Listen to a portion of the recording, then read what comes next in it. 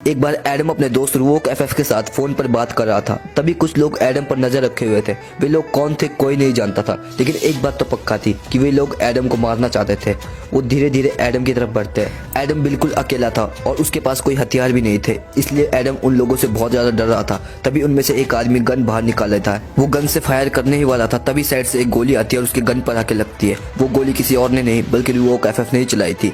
रूवोक FF Adam का दोस्त था, इसलिए वो उस आदमी को उठाकर पटक देता है और उसकी छाती पर जोरदार लात मारता है। ये सब देखकर हिप हॉप बंडल बहुत ज्यादा डर जाता है और वो वहाँ से भाग जाता है। लेकिन अब हिप हॉप बंडल अपनी हार का बदला लेना चाहता था। वो अपने दोस्तों को फोन करता है। उसके दोस्त कोबरा बंडल और ब्लू आर्कटिक बंडल थे। वो उन दोनों को अपनी मदद के लिए बुलाता है। कोबरा बंडल बोलता है, तुम रुको, हम 5 मिनट में वहाँ आ रहे हैं।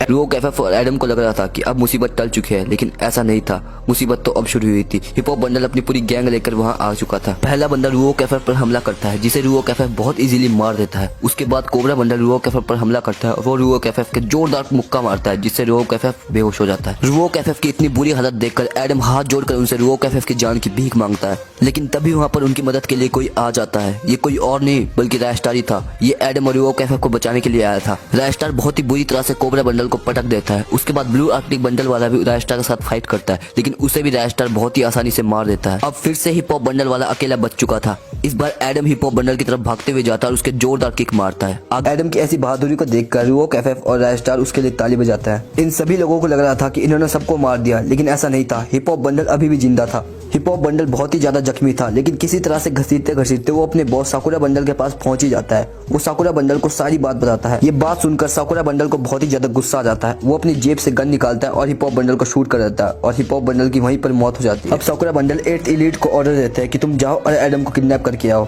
उस वक्त एडम अपने घर पर फ्री फायर खेल रहा था। आगे क्या होने वाला है उसे इस बात का कोई अंदाजा नहीं था। तभी वहाँ पर साकुरा बंडल के लोग आ जाते हैं। जब तक एडम को कुछ समझ आता है तब तक वो लोग उसे किडनैप कर लेते हैं। अब एडम बहुत ही ज्यादा डरा हुआ था। यहाँ पर उसकी मदद के लिए कोई भी नहीं था। जब तक उसे कुछ पता चलता तब तक वो किडनैप हो चुका था और जब उसकी आंख खुली तो वो एक ट्रेन में था। एडम बहुत ही ज्यादा डरा हुआ था क्योंकि यहाँ से जिंदा बचकर जाने का उसके पास कोई भी रास्ता नहीं था। तभी अचानक से सबका ध्यान ट्रेन के दरवाजे की तरफ जाता है। वहाँ पर कोई एक आदमी खड़ा था, लेकिन वो कौन था ये किसी को नहीं पता।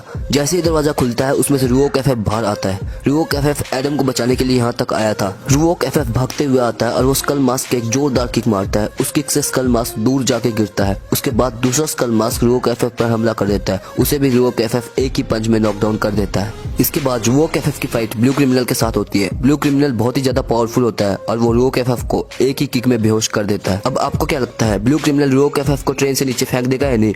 ये जानेंगे अगले पार्ट्स में। अगले पार्ट्स के लिए थोड़ा वेट करना पड़ेगा।